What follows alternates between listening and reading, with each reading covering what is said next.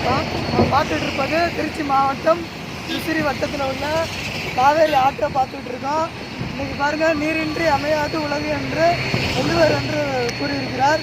ஆனால் இன்றைக்கி பார்த்தீங்கன்னா காவேரி ஆறம் பாருங்கள் எப்படி இருக்குன்னு பாருங்கள். தண்ணியும் இல்லாமல் கண்ணு கட்டுற தூரத்தில் வந்து தண்ணி இல்லை, ஏதோ கொஞ்சம் கொஞ்சம் தண்ணி இருக்குது, அங்கங்கே நிற்கிது. இதற்கு காரணம் என்னென்னா மக்கள் தொகை பெருக்கம். அதுவும் இல்லாமல் மக்கள் தான், நம்ம தான் காரணம். நம்ம மரம் வைக்காது தான் வந்து மிகப்பெரிய காரணம். மரம் இல்லாதனால மழை இல்லை, மழை இல்லாதனால இந்தமாரி ஆற்றுல வந்து காவேரி ஆற்றுல வந்து தண்ணி இல்லை. இந்த காவேரி ஆறு வந்து ஒரு 50 வருஷத்துக்கு முன்னாடி பார்த்திங்கன்னா, ஒரு 20-30 வருஷத்துக்கு முன்னாடி பார்த்திங்கன்னா வற்றாத நீராக இருந்துச்சு. வற்றாத நீராக இருந்து ஏழை எளிய மக்கள் எல்லாமே வந்து விவசாயம் பண்ணாங்க. இன்றைக்கி பாருங்கள், விவசாயம் வந்து அழிஞ்சிக்கிட்டு இருக்குது. அதற்கு மிகப்பெரிய இந்த காரணம் வந்து இந்த காவேரி தாயை வந்து அழித்தது வந்து நாம தான்.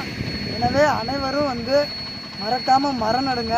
இனிமேல்னாச்சும் நம்ம இந்த காவேரி தாயை வந்து காப்பாற்றணும். அப்போ ஒவ்வொருத்தருக்கும் அந்த சிந்தனைகள் வரணும்.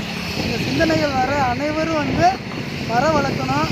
மரம் வளர்த்தால் மட்டுமே வந்து இனி வரும் சந்ததியை வந்து நாம் காப்பாற்ற முடியும்.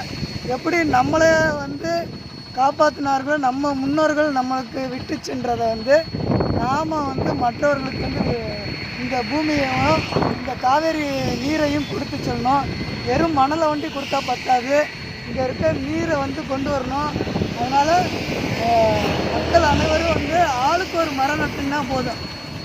ஆளுக்கு ஒரு மரம் நட்டுன்னா நம்ம தமிழ்நாட்டில் இருக்க காவேரி நீரை வந்து கொண்டு வந்துடலாம், மழை பெற வச்சிடலாம். எனவே மறக்காமல் வந்து மரம் நடுங்க. நன்றி, வணக்கம்.